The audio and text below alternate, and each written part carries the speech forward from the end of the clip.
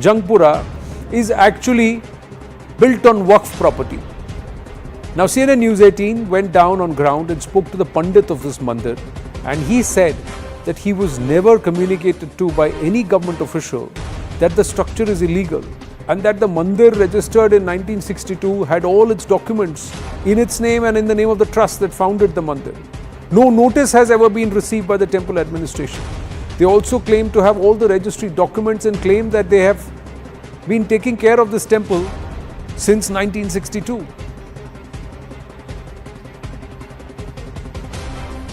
आप मंदिर के प्रधान हैं और काफ़ी टाइम से आप मंदिर की देखभाल कर रहे हैं। ये प्रॉपर्टी बताई जा रही है जो दिल्ली माइनॉरिटीज़ कमीशन की रिपोर्ट थी, 2019 की रिपोर्ट है, उसमें इसका मेंशन है कि ये प्रॉपर्टी इलीगल है। इसका बाहर से एक फ़ोटो लेके भी उन्होंने रिपोर्ट में अटैच किया है। कब से आप मंदिर की देखभाल कर रहे हैं और थोड़ा इसका बैकग्राउंड बताएं। हमारे पहले दादा की सेवा करते थे मंदिर की, फिर फादर करने लगे, अब मैं करने लगा। मैक्सिमम मेरे को 7 साल हुए हैं, उससे पहले हमारे दादा करते थे। तो ये 1900 आप देख पा रहे हो, जैसे 1962 से ये मंदिर बना हुआ है, आप देख लो। इसकी स्थापना देखो, बहुत पुराना लगा हुआ है ये बोर्ड, और रजिस्ट्रेड भी है, नंबर भी है इसका, देखो ऊपर जी। तो 62 में निर्माण हुआ था। हाँ, इसका 62 में ये स्थापना हुई है इस मंदिर की, और जब से अब तक ये हम ही संभालते आ रहे हैं। तो कभी जैसे कुछ इलीगल बताया गया स्ट्रक्चर को, तो कभी कोई सरकार से नोटिस आया और दिल्ली गवर्नमेंट से ऐसा कोई नोटिस नहीं आया, ना दिल्ली सरकार से, ना कुछ ऐसा। जैसा शुरू से ऐसा आता है वैसे ही आ रहा है। मतलब हम कोई नोटिस नहीं है जो हम ये बोलें कि वक्फ बोर्ड ने हमें कुछ भेजा है। और ये ज़मीन को लेकर, इस मंदिर की जो ज़मीन है, इसको लेकर कुछ कभी किसी अधिकारी ने आप लोगों को अप्रोच किया हो कि मंदिर की ज़मीन किसके नाम पे है? क्या ऐसा तो किसी अधिकारी ने नहीं पूछा, और वैसे भी ये मंदिर हमारे बाबूजी के हुए हैं नाम। और अगर आप बोलोगे तो हम अभी गए हुए हैं, वो जब आएंगे तो आपको हम पेपर भी दिखा देंगे उसके। तो कागज़ वगैरह पूरी रजिस्ट्री है, देखो उसमें रजिस्ट्रेड नंबर भी लिखा हुआ है, आप देख पा रहे हो, तो 2337 लिखा हुआ है। Now, that's the investigation on ground, and there are multiple reports, and further investigation revealed that there are many properties where there is perhaps a certain level of malpractice, involvement of land mafia, and allegations of deliberately trying to take over someone's property, usurping property on the grounds of Waqf, that have all been made.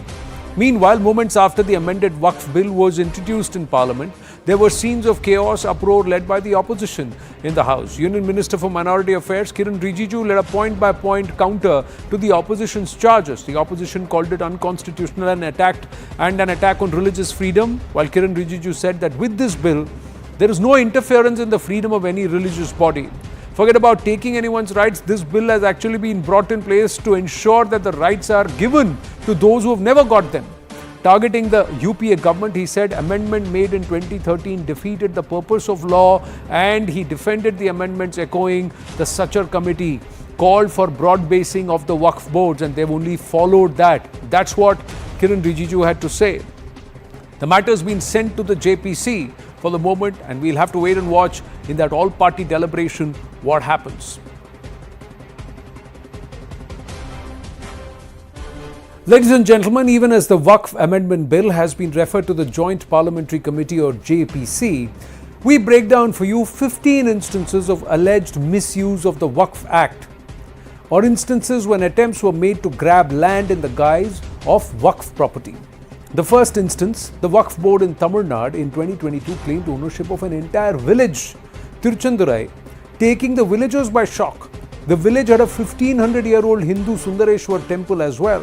Villagers were in shock on how the Waqf could lay claim on a temple property as well.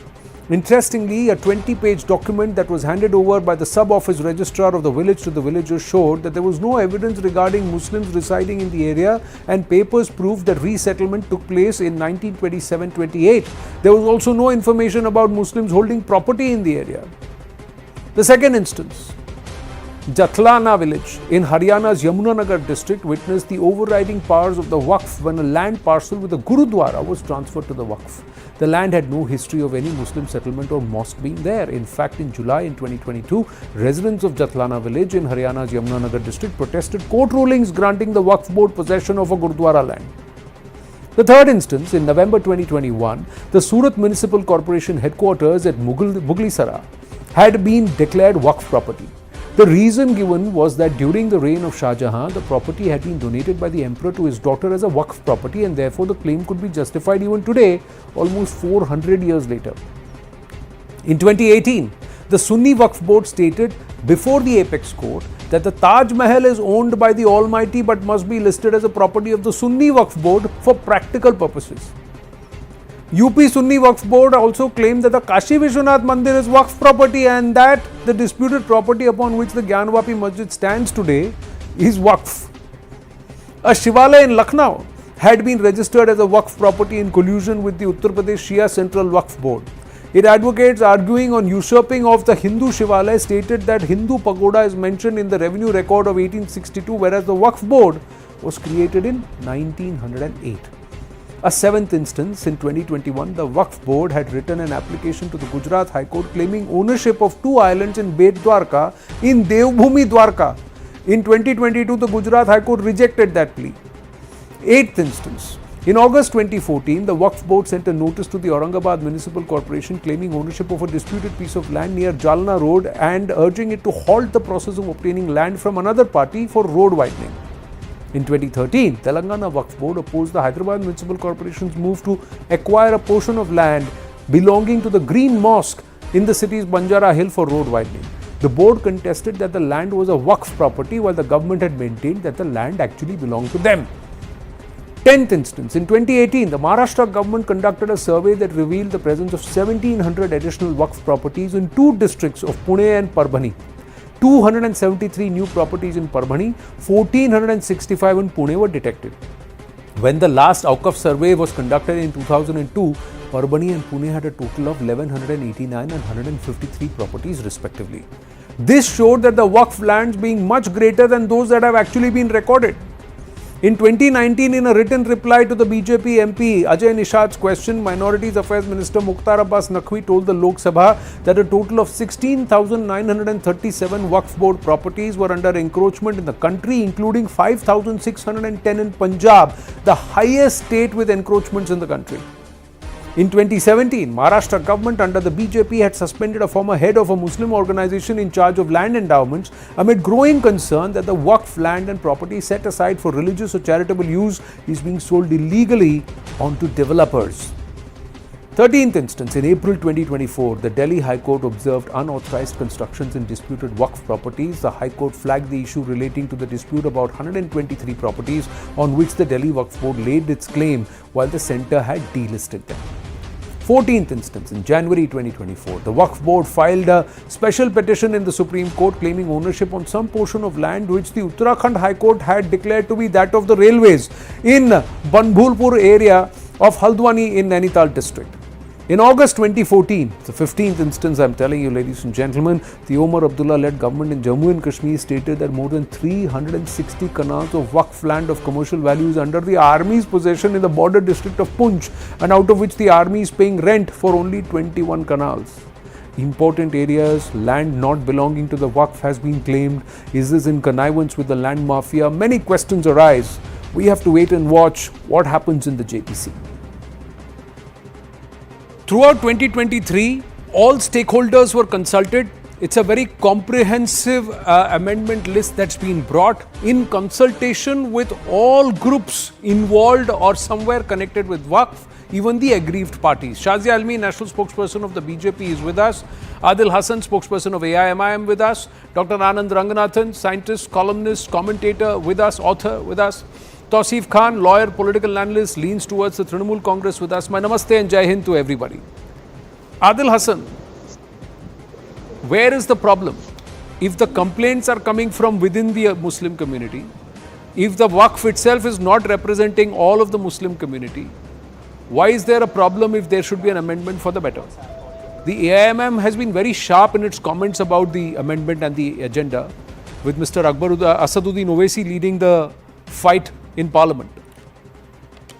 My leader Akbar Owaisi Sahib already questioned in the assembly earlier before the Telangana government that established a SIT. We want encroachment-free Waqf lands.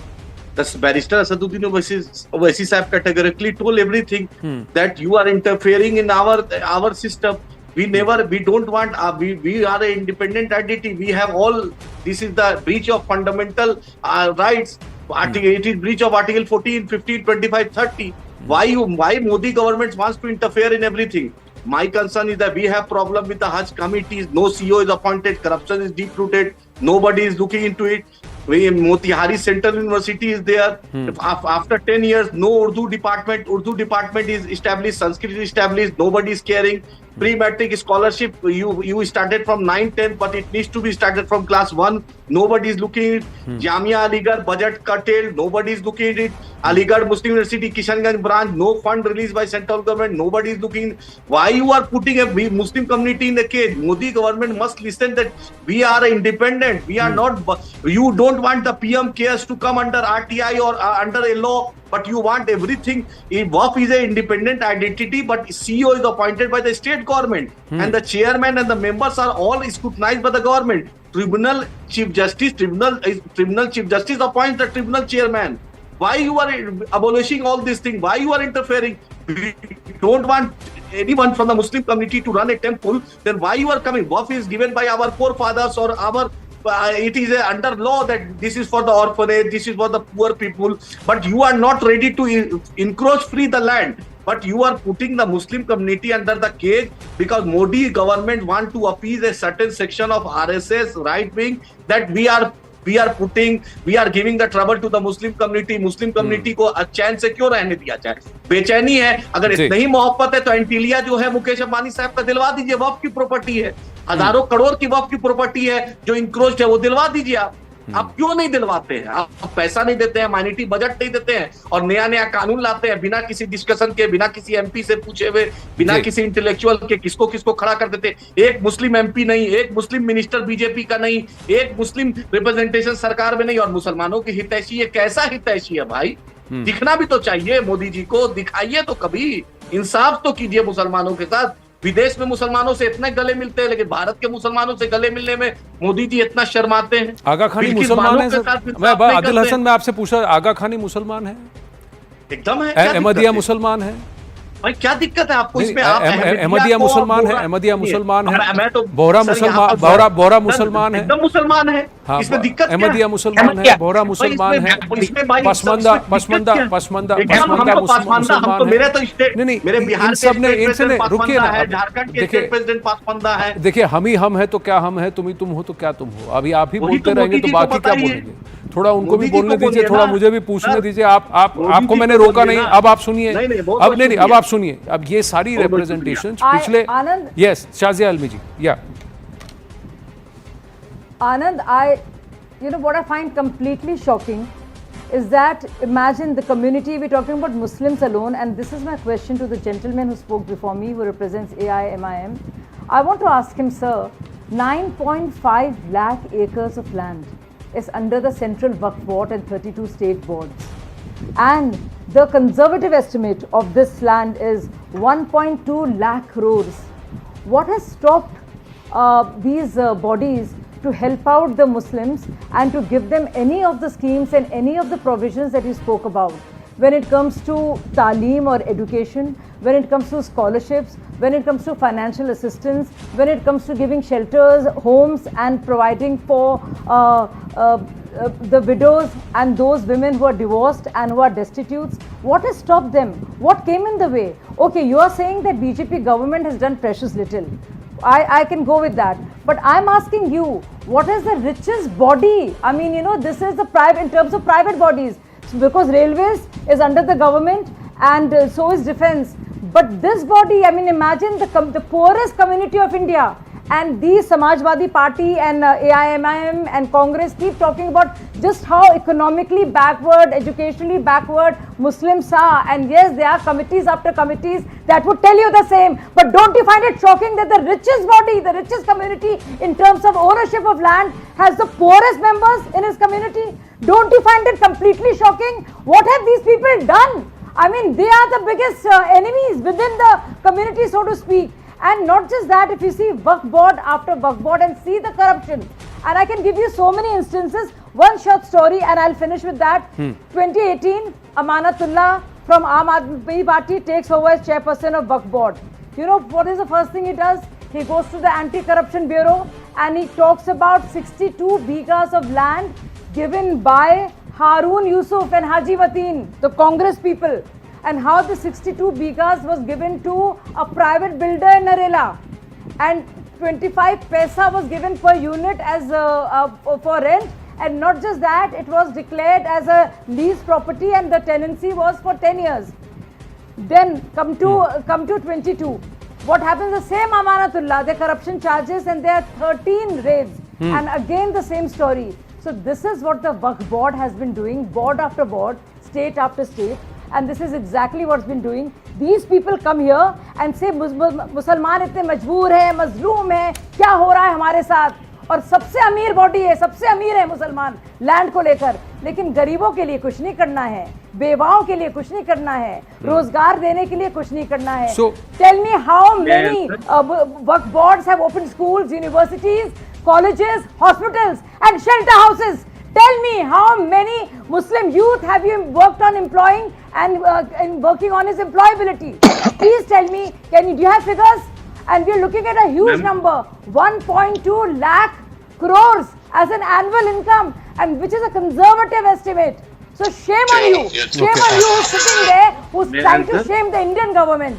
Shame on you for even asking this question. Okay, Adil Hassan, quick response from Adil Hassan and then I'll bring in corrupt cesspools for the Waqf boards. Okay, Adil Hassan.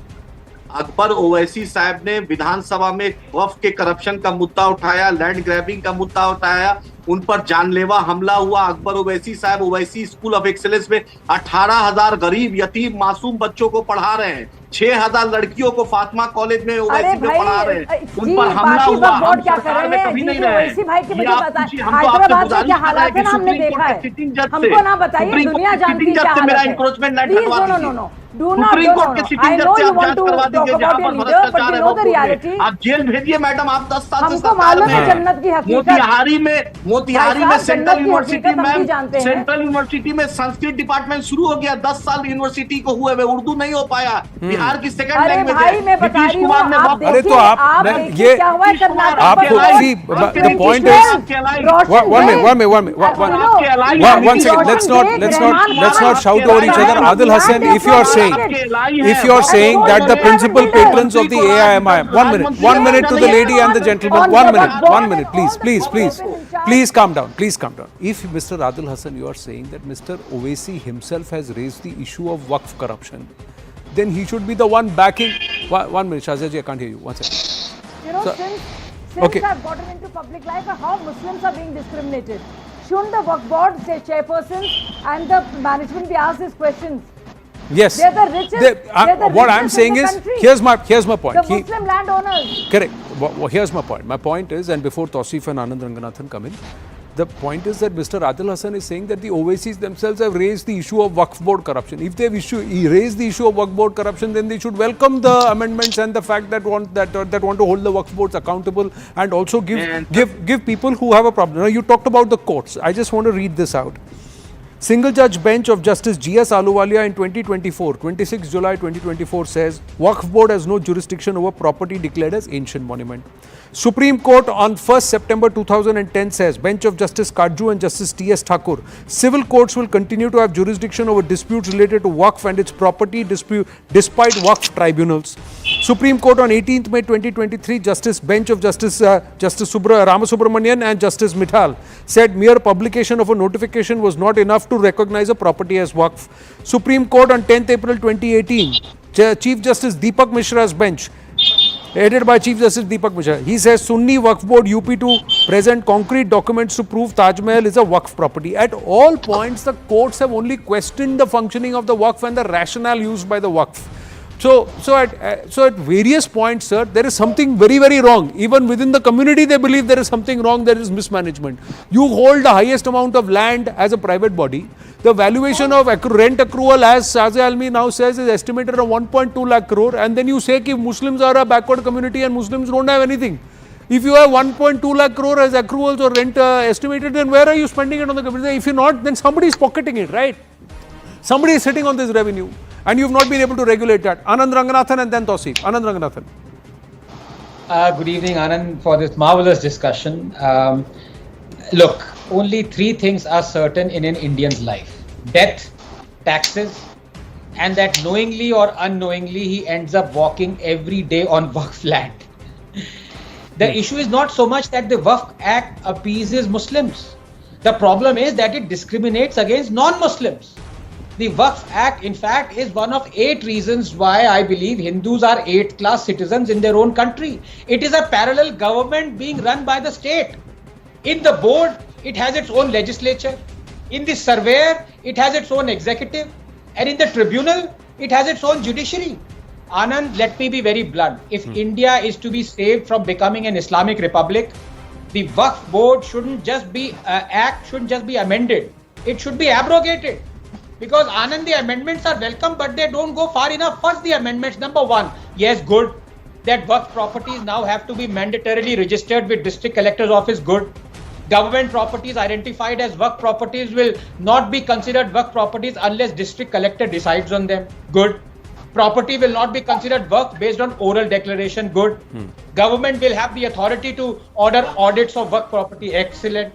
Section 107 that said remarkably that the statute of limitation will not apply for recovery of Waqf properties is now gone. Excellent. So is section 40 that said the Waqf board can declare any property as Waqf property, and if it is a property that was held by a trust, the board needs to notify the registrar, who may or may not notify the trust. Excellent that women will now also be on the board. But here is the thing, a lot of draconian sections still remain. For example, just a little bit of detail here.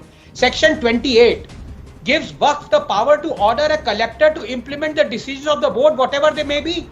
Section 8 says the state has to pay for the Waqf survey. This is in direct violation of Article 27 of our Constitution, Anand, that says, quote, no person shall be compelled to pay any taxes, the proceeds of which are specifically appropriated in promotion or maintenance of any particular religion or religious denomination.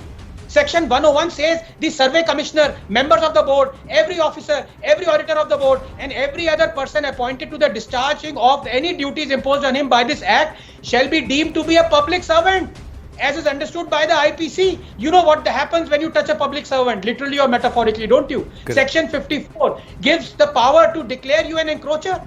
Waqf tribunal decision can only be overturned by a long and financially draining legal process. Not for nothing is Waqf now the 3rd largest landowner in India. People are scared to go to the courts. 77% of Delhi owns Waqf land. Look, even the Delhi High Court judges have opined that Waqf land is Allah's and Allah's alone, and that the government cannot be the owner of this land. Just 30 seconds. Anand, what's going on here?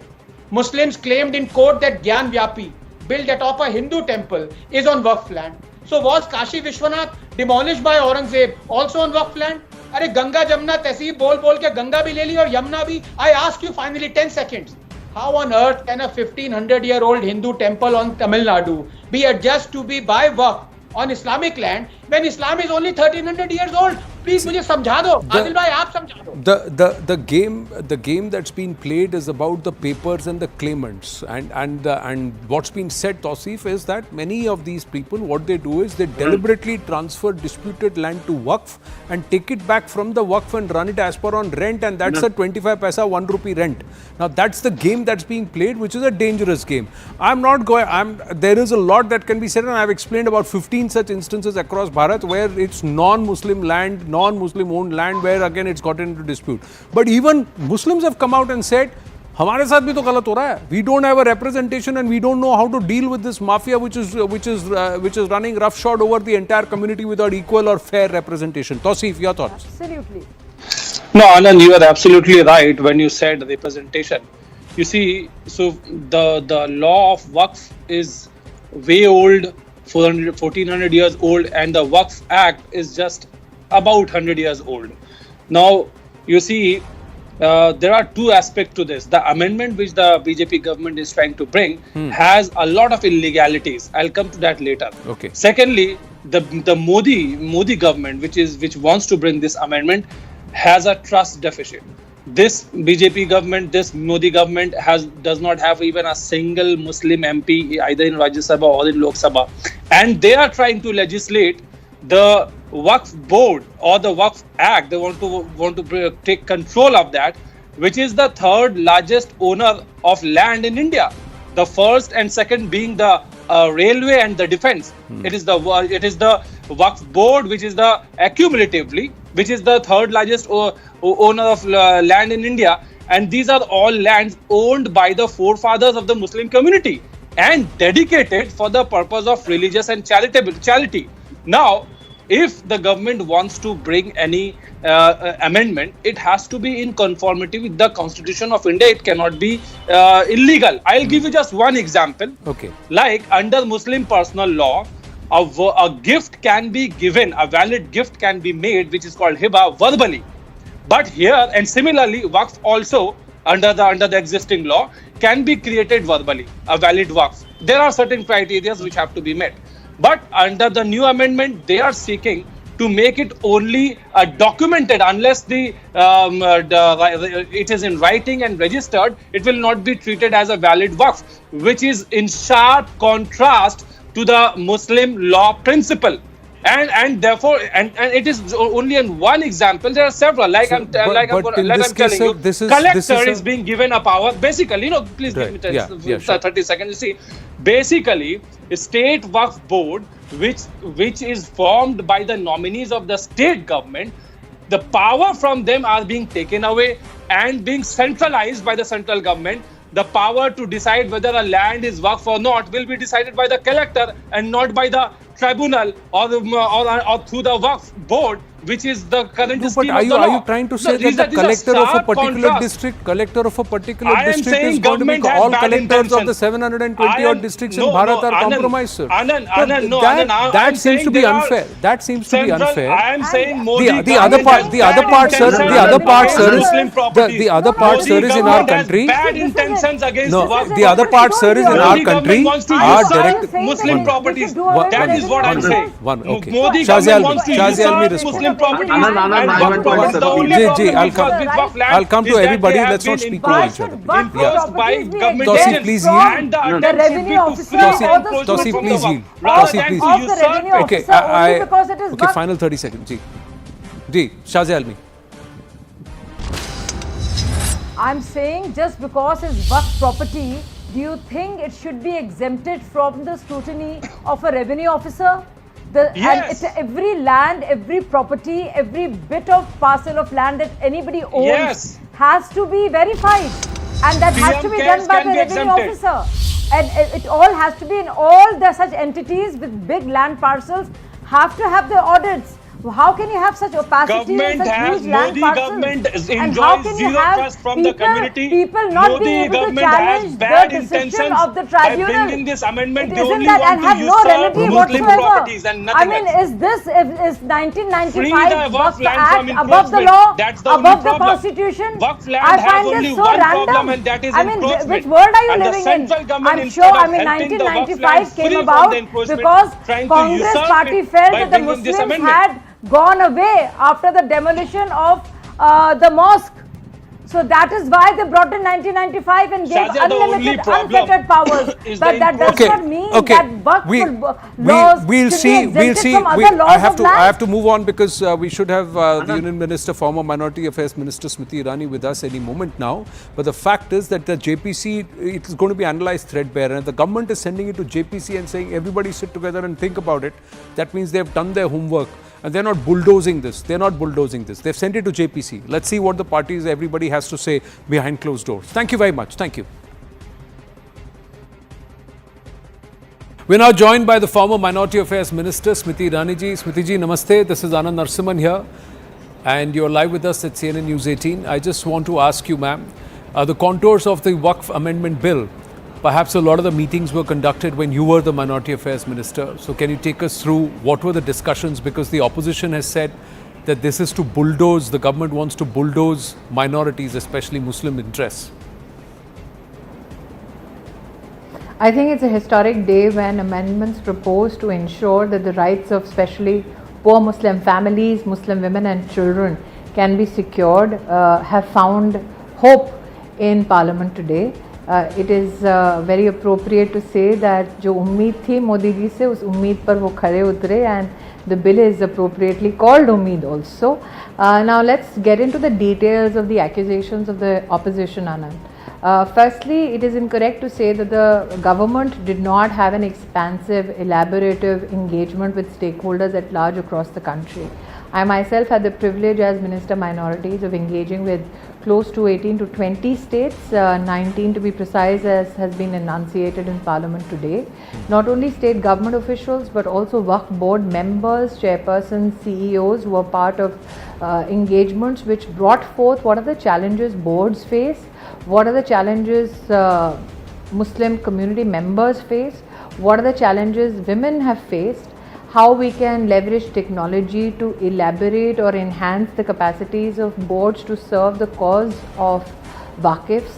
And I'm very glad today that the detail to which the bill addresses these concerns have now found a public space for discussion and deliberation.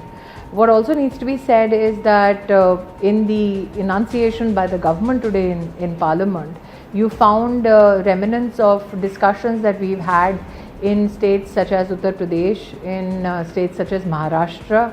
What has been particularly, I think for me, an issue of great satisfaction is the fact that today the amendments also speak about protecting the inheritance rights of Muslim women.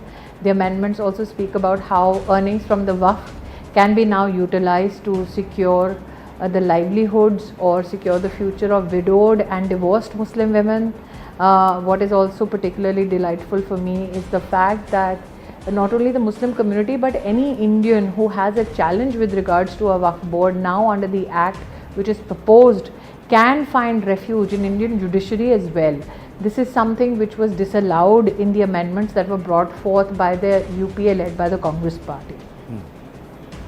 The opposition believes that the government has an eye on the 9 lakh acres or 9 lakh odd acres of land that is being held by the Waqf. One of the allegations is that you want control of that land, and that's why this amendment is being moved in. Firstly, the board is to be constituted by respective state governments. The government of India has no role in constituting state boards. Secondly, the fact that state boards will have an amalgam of people from all communities of the Muslim community, which means Shias, Sunnis, Bohras, Aga Khanis, Muslim women will find a voice. Does the opposition feel that Shias, Sunnis, Aga Khanis, Bohras and Ahmadiyas and Muslim women do not have the wherewithal to protect the legal rights of Muslims who especially approach the board and seek the refuge of the board? I think that when the opposition mounts such an attack on the intention of the board that is proposed, that in itself I think is extremely unfortunate. Secondly, when the opposition says that the government intends to usurp the rights of Muslims, I would like to attract your attention to page 7 of the act that is proposed, which is now in public domain, which particularly the government itself has proposed that no minister from the government of India or state government has to be a part of the boards. So if the government's intention was to usurp the board's rights or usurp the property rights of Muslims in this country, would it itself draft an act or an amendment which particularly keeps out ministers of the central government or state governments? I think that today the amendments that have been proposed bring forth a huge amount of transparency. One, that the revenue officer who legally certifies whether you genuinely own a property or not now can find a direct interface with the Muslim member who creates a Waqf. Secondly, I feel that given the backlog in various tribunals and Waqf boards with regards to complaints by the Muslim community either against the managers that we call mutawallis or board members, now will find speedy justice because the courts of India now find a genuine place for engagement with Waqifs. I also believe that many people are looking at the functionality of boards very myopically. Yeah. There have been cases, let's say in Andhra Pradesh, where a Waqf board has declared Ahmadiyas as non-Muslims. And this is not the function of the Waqf board in Andhra Pradesh. There have been cases which have been reported by an agency which is not, as the opposition likes to call, Godi media, in fact is extremely opposed to the Bharatiya Janata Party, which has in fact reported that after triple talaq ban, a particular state board has been used to give khulas, much against the wishes of Muslim women who were not subjugating themselves to being forced into annulling their marriage. and such board members have been found to be in cahoots with certain qazis to give khulas, thereby annulling a marriage of a Muslim woman without her consent. Okay. So there are many such issues which I think these amendments that are proposed will address. One of the issues that Akhilesh Yadav, I'm sure you would have heard him in Parliament, he raised is about empowering the district magistrates. He said एक district magistrate के करने से, and he made a reference and he said सालों तक और आगे पीढ़ियाँ भी उसको भुगतेंगी. How can you trust and empower the DMs? That was one. The other one is why allow non-Muslims into the CBC, CWC. Uttar Pradesh, as the erstwhile Chief Minister of Uttar Pradesh, did he never engage with revenue officers?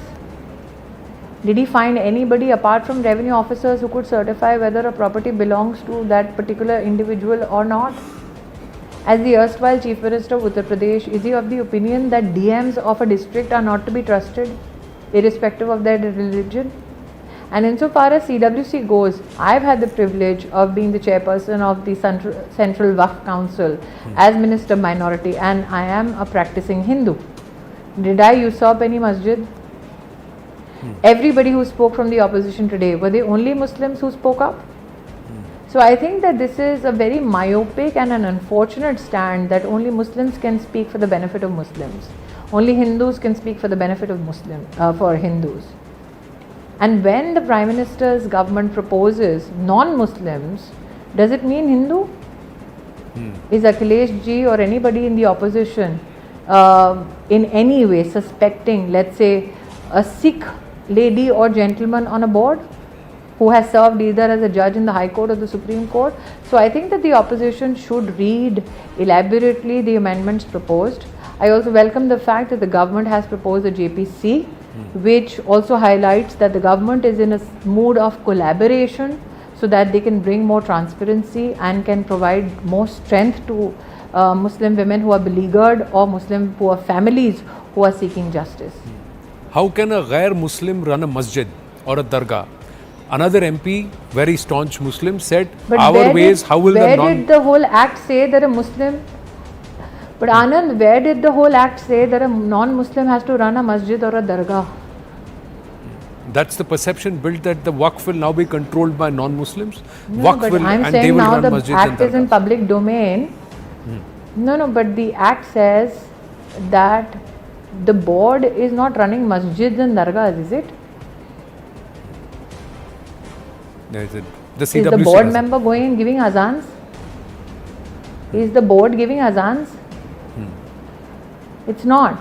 So I think that you have to look at it from a perspective of protection of property rights of Muslims, which has been adjudicated before by various courts across the country. Can you imagine that the Congress had proposed an amendment or a law where somebody who wants refuge of the judiciary of India cannot find so because the Act did not provide for it?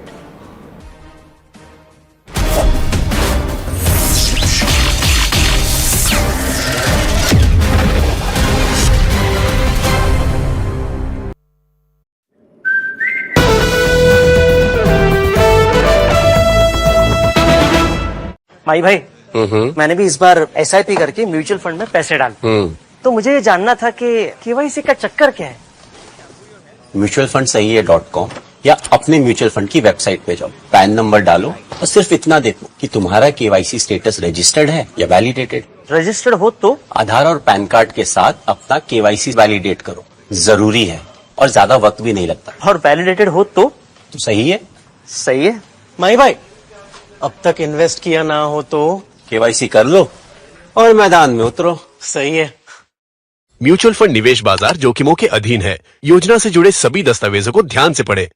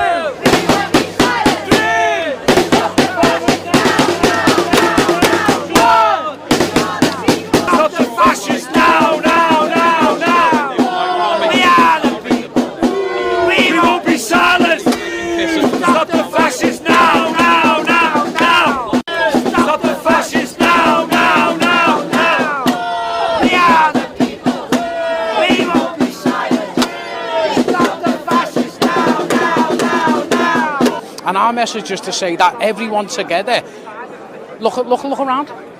There's no trouble. Everyone's getting on. Look at the different complexions of people. Look at all the different religions and races. Everyone hugging each other, shaking each other's hands, getting given water. Do you know what I mean? And this is what this area is about. Other areas, we can't really speak for them, we can't go, but we'll be prepared to help and stop it and not allow these things to happen. What we've done is we've made a stand, no violence, all peace, made the stand to say this is what our area is about. If you come here, this is what you need to expect, and we'll gladly just march it out of the area and put a stop to this. I mean, you've got to take a stand, otherwise they're going to get away with it. You've got to show that it's wrong. That's it at the end of the day. It is wrong, so you've got to say it.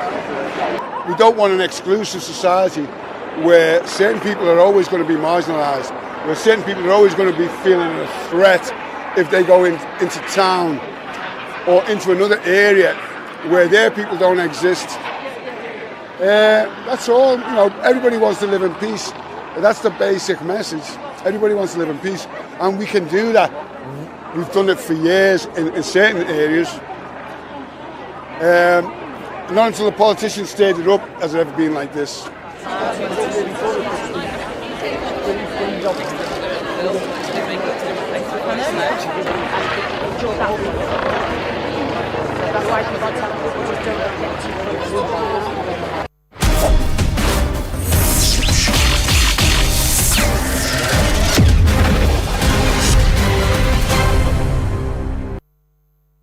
Amish Tripathi now joins us. Amish ji, namaste. Thank you for your time. There has been a lot that's been said, which is not actually the tone that should have been adopted, especially from the Western media around what's happening in Bangladesh. And a headline on a very big newspaper today, many have taken exception to the tone that's been used and also the language that's been used. You've also commented on it. Anand, look, the issue was not just the tone that apparently minorities and more specifically Hindus are being attacked in Bangladesh as revenge because they supported a political party. That thought itself is unacceptable. You can't kill people because they support a particular political movement. The problem isn't that. The problem that is not being seen or addressed, and I'd written on this an article in 2019, I'd written on it earlier as well, is that the attacks on the minorities in our neighboring countries to the west and the east is not something that is new. It has been happening continuously for 75 years. Pakistani scholar Farnaz Isfahani, she had called it drip genocide. And she's a Pakistani scholar. And she had shown through census data the population percentages of minorities, largely Hindus, but also Christians and Sikhs, in both West Pakistan and East Pakistan. East Pakistan is, of course, today's Bangladesh. And the drastic reduction in the proportion of the population. If you tally that reduction in population, that's how, and how do you measure that so many girl children have been killed in the womb? You measure the population, what the normal male-female ratio should be, and if it's less, you multiply that with the population base. So you get, 500,000 girl children are being killed in the womb every year. That's how data calculation happens. If you actually marry that, the reduction in minority population reduction in Pakistan and Bangladesh, and put that on the base of their population today, there are 60 million fewer minorities than there should have been. Hindus, Christians and Sikhs. This is in fact perhaps the worst ethnic cleansing of the last 75-80 years. The minority groups of Pakistan and Bangladesh are among minority groups across the world. They perhaps suffer the most, and no one speaks of this. No one in the world is doing anything about it. It's not just the incidents that are happening now. It has been happening for 75-80 years. Have you been able to put a finger on why this happens? The moment it's about Muslims in Bharat, it's a different story altogether. Muslims elsewhere, or perhaps, but in some cases, the tone is different. So look, it's like this. You can't say it's Islam because UAE doesn't seem to have a problem, right? Saudi Arabia doesn't seem to have a problem. In India, India and Nepal, the minority proportions have actually gone up. There was a Nehru Liaquat Pact, I'm sure you're aware, in 1950, where India said they will take care of the Muslim minority, and then West and East Pakistan said they'll take care of the non-Muslim minority. I'm not saying India or Nepal or other countries in the subcontinent are perfect. God knows we have many things to improve. But all minority rights are based on one fundamental right, the right to live. Okay, if you're not alive, all other rights are theoretical. And what the minority groups in Pakistan and Bangladesh have been facing, like I said, largely Hindus and largely backward castes and scheduled caste Hindus. So, for example, in Bangladesh, the community that's there is largely the Nam Shudra community, which is classified as a scheduled caste community. So largely Hindus, but also significant numbers of Christians and Sikhs. And the world isn't doing enough to help these minority groups. And if it's been happening over 75, 80 years, then it's a state level pogrom. It's not a particular regime. It's not a particular government. It's, as Farnaz Isfahani, the Pakistani scholar, had said very rightly, it's drip genocide. Do you know Bangladeshi professor Barkat of Dhaka University had said at the rate the minority population is declining in Bangladesh, there'll be no Hindus left in Bangladesh in 30 years. Professor Barkat, a Bangladeshi professor, had said that. So let me ask you, this drip genocide thing, the Western media, is it equating Hindus with PM Modi and the BJP and saying, and that's why somewhere this messiah, or has Hindu messiah become endemic in the Western media? Why would the Western media write a headline like it's written today? Will they write the same with Muslims or with Christians? I don't know if you can call it just Hindus, because the Western media seems to be ignoring the drip genocide of Christians as well. In Pakistan and Bangladesh, they're ignoring it completely. Like I said, it's not just Hindus. It's Christians and Sikhs who are being wiped out. Now, it has to be admitted that in the recent past, Bangladesh had stabilized a bit in the then government. But it seems to be picking up pace once again, the attack on minorities. And look, international relations work on realpolitik. India and any other country has to work with whichever government is there. I'm not denying that. You have to work with whoever is there. But we must, and the entire world must focus and look at the minority groups, like I said, largely Hindus, but also Christians and Sikhs in Pakistan and Bangladesh. They are the minority groups which are suffering the most across the world. Like I said, there are 60 million fewer minorities than there should have been. And this is in the same calculation method through which, female feticide is calculated, through which COVID pandemic is calculated, because you can't count every death, right? So COVID pandemic also, the death rate was calculated that way. It's the same format. This has been based on estimates and data and census data of Pakistani and Bangladeshi scholars, brave Pakistani and Bangladeshi scholars who've been speaking the truth. And it's not a subcontinental thing, because it's not happening in other countries. It's not happening in India and Nepal.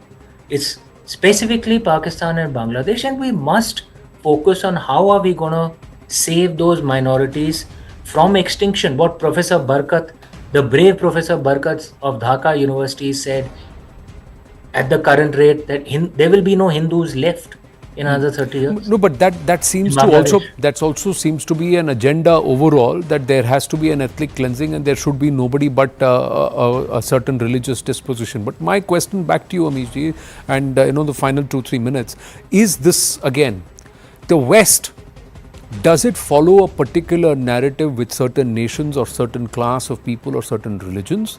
And does it follow a different narrative altogether when it comes to another nation?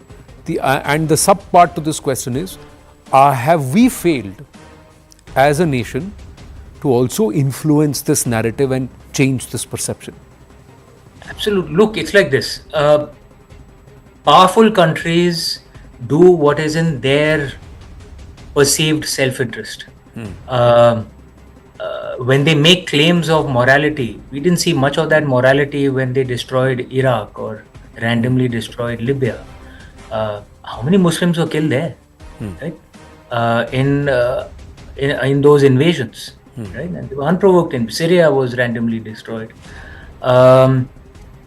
It's great powers will do what they feel is in their perceived self-interest. This is the way the world has always been.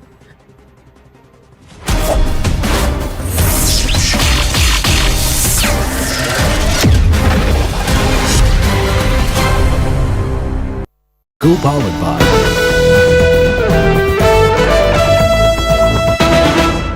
माई भाई, मैंने भी इस बार SIP करके mutual fund में पैसे डाले। तो मुझे ये जानना था कि KYC का चक्कर क्या है? म्यूचुअल फंड सही है .com या अपने म्यूचुअल फंड की वेबसाइट पे जाओ, पैन नंबर डालो और सिर्फ इतना देखो कि तुम्हारा KYC स्टेटस रजिस्टर्ड है या वैलिडेटेड। रजिस्टर्ड हो तो आधार और पैन कार्ड के साथ अपना KYC वैलिडेट करो, जरूरी है और ज्यादा वक्त भी नहीं लगता। और वैलिडेटेड हो तो सही है। सही है माई भाई, अब तक इन्वेस्ट किया ना हो तो KYC कर लो और मैदान में उतरो। सही है। म्यूचुअल फंड निवेश बाजार जोखिमों के अधीन है। योजना से जुड़े सभी दस्तावेजों को ध्यान से पढ़ें।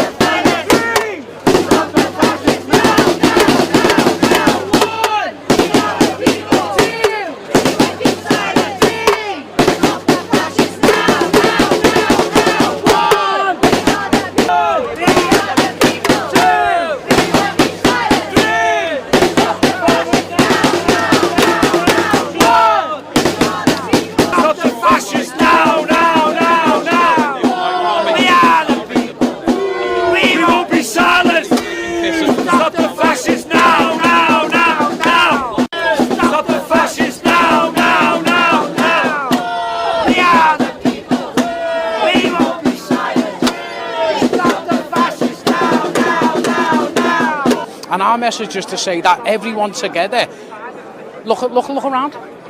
There's no trouble. Everyone's getting on. Look at the different complexions of people. All the different religions and races. Everyone hugging each other, shaking each other's hands, getting given water. Do you know what I mean? And this is what this area is about.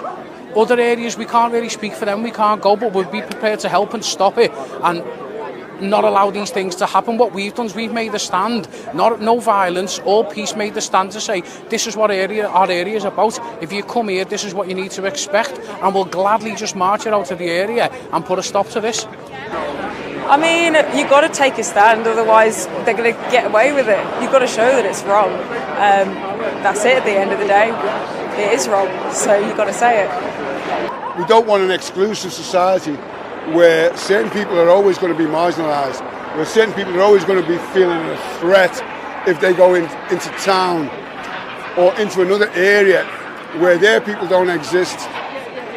That's all. You know, everybody wants to live in peace. That's the basic message. Everybody wants to live in peace, and we can do that. We've done it for years in certain areas. Not until the politicians stayed it up has it ever been like this.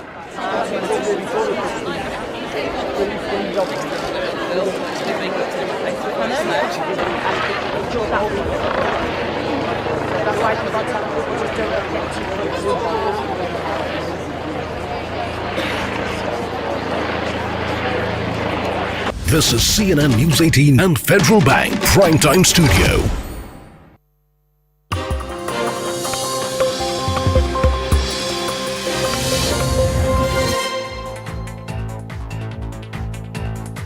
Good evening. Welcome to Brass Tacks. I'm Zaka Jacob. We're coming to you live from the CNN News 18 and Federal Bank Primetime studio. At the outset, we've got some great news. The Indian men's hockey team has won the bronze medal in the Olympic Games. They have beaten Spain 2-1. It was a fitting finale, a farewell match for Srijesh, who has, of course, led Team India to glory in the past as well.